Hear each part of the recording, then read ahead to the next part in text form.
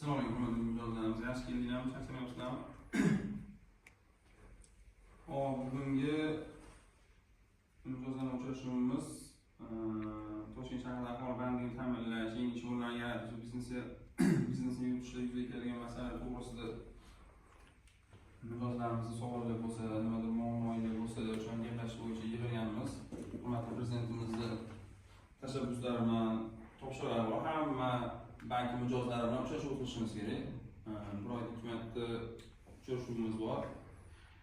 Mijozlarimiz agar bankda qanaqadir muammolar bo'layotgan bo'lsa, yechilmayotgan, bir masalalar qolib ketayotgan bo'lsa, yoki bankdan tashqari ham savollar bo'lsa, boshqa sohaga tegishli ularni aniq qilamiz.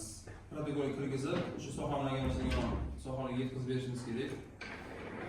O'shanga so'raydigan narsamiz yana asosiy vazifa Toshkent shahrida yangi ish o'rinlarini yaratishlik. Bankdan o'shanga qanaqa yordam bersa bo'ladi. Misol uchun biza nimadirlarga yordam bersak, kreditmi yoki bankdan oladigan oddiy terminalni ham hisobga olsak, magazin bo'lsa, bitta terminal bo'lsa, kattalashtirayotgan bo'lsa, yana bitta terminal olsa, ikkinchi kasser oladi masalan. Ikkinchi kassasiga yana ish o'rni yaratiladi. Qanaqadir stanok olmoqchi bo'lsa, kredit olsa, stanokini olsa, yana ish o'rni yaratish mumkin. Shunga o'xshagan bankdan kerak bo'ladigan yordamlar bo'lsa, biz tayyormiz. Keyin o'sha boya aytganimdek, agar muammolar bo'layotgan bo'lsa, nimadir g'azrat nimadir ishlaringiz bitmayotgan bo'lsa, shuni aytsanglar, menga mana bemalol Nodir buxgalteriyada buxgalterimiz bu yerda masalasini hal qilib beradilar. Keyin jismoniy shaxslarga ham, misol uchun korxonalarda xodimlar bo'lsa, jismoniy shaxslarga ham kredit beramiz. O'zini biznesini qilmoqchi bo'lsa, hozir bilsanglar, mahalla bankirlar mahallaga tushsin degan topshiriqlar bor. Prezidentimizning mahalla bankiri degan shtat ochilgan. Mahalla banki, har bir mahallada mahalla bankiri bor o'zini. Mahalla agentlari bor, har bir mahalla o'zini, ya'ni alohida. Mahalla agent har kuni mahallada o'tiradi.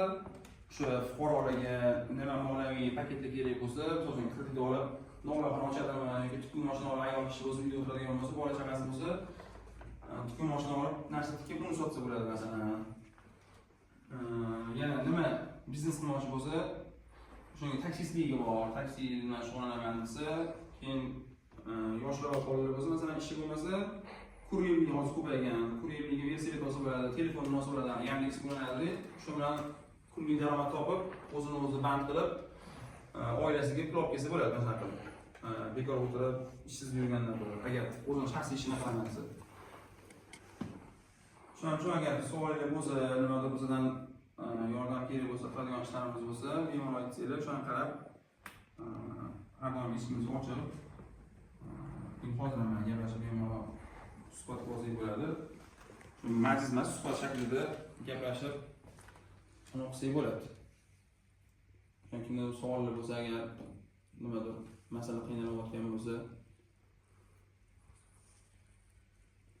agar hozir anaqa bo'lmasa, endi ko'pchilik bo'lsa, xohlasanglar, xonada ochib bemalol, Nodir bankiga bor, meniki bor, ularga bemalol kim nima anaqa bo'lsa, apteka kreditni biznes nachalnigi agar yuridik to'g'rilik bo'yicha bo'lsa, kim sohasiga nima to'g'ri kelsa, shunga olib tushib, shu yerda gaplashib, masalani hal qilib beramiz.